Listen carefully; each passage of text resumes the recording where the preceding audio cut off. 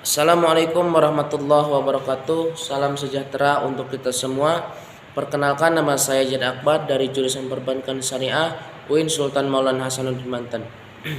Yang terhormat kepada dosen pengampu mata pelajaran filsafat umum, yaitu Bapak Irfan Ahmad Gufron MPHIL. Semoga beliau selalu berada pada lingkungan Allah Subhanahu wa taala. Amin ya rabbal alamin. Baik, langsung saja di sini saya akan memaparkan materi tentang apa yang saya ketahui apa itu filsafat. Istilah filsafat berasal dari kata philos dan sophen, yang dimana philos ini memiliki arti mencintai, mencari, pencarian akan. Sedangkan sophen memiliki arti cinta, kebersamaan, dan kebenaran. Sehingga filsuf sebetulnya adalah orang yang sedang mencari kebijaksanaan atau kebenaran. Jadi kalau ada orang yang mengatakan atau mengaku filsuf dan dia mengklaim sudah menemukan kebenaran atau kebijaksanaan, itu sebetulnya justru belum menjadi seorang filsuf. Filsuf pertama di dunia adalah Thales. Thales memiliki pemikiran bahwa dunia ini berasal dari air. Thales juga memiliki murid yang bernama Anaximenes yang mengatakan bahwa kehidupan ini berasal dari air. Jadi sebetulnya teori evolusi yang dikemukakan oleh Charles Robert Darwin bukan hal yang baru.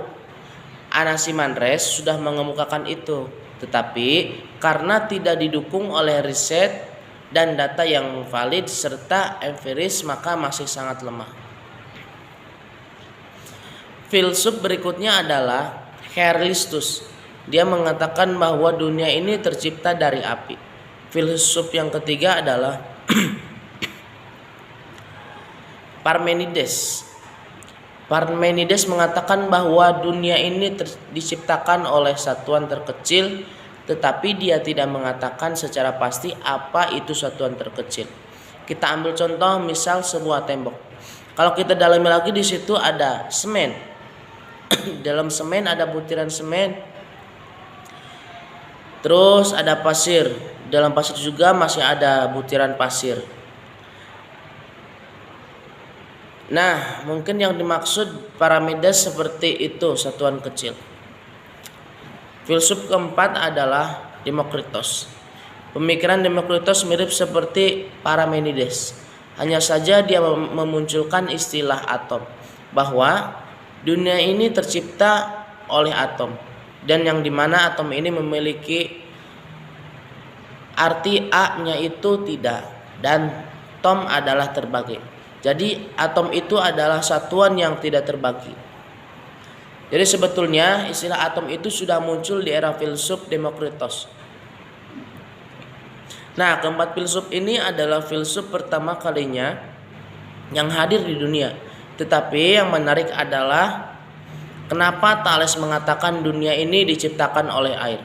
Itu sebetulnya dia tinggal di pinggir pantai sehingga setiap hari dia melihat air. Sehingga dia menyimpulkan bahwa dunia ini berasal dari air. Begitu pula Heraklitus yang mengatakan bahwa dunia ini berasal dari api, karena dia hidup di kaki gunung berapi yang setiap harinya melihat percikan api.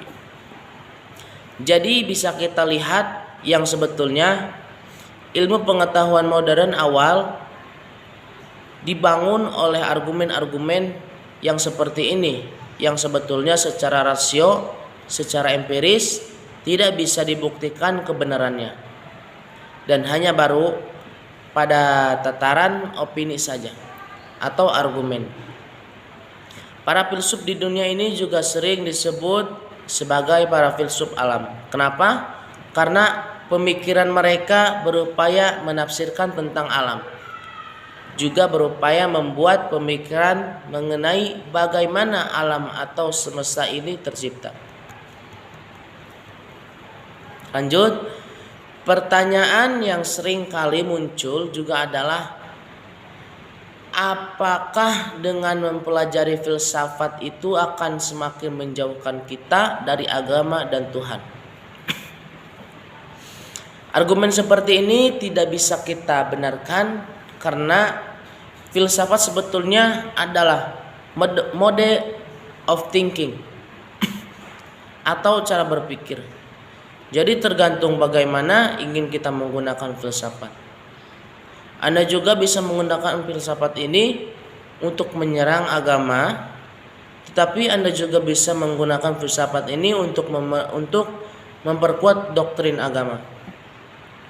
Sebagai misal, di era filsafat uspatatik muncul filsuf-filsuf seperti Santo Agustinus dan Santo Thomas Aquinas.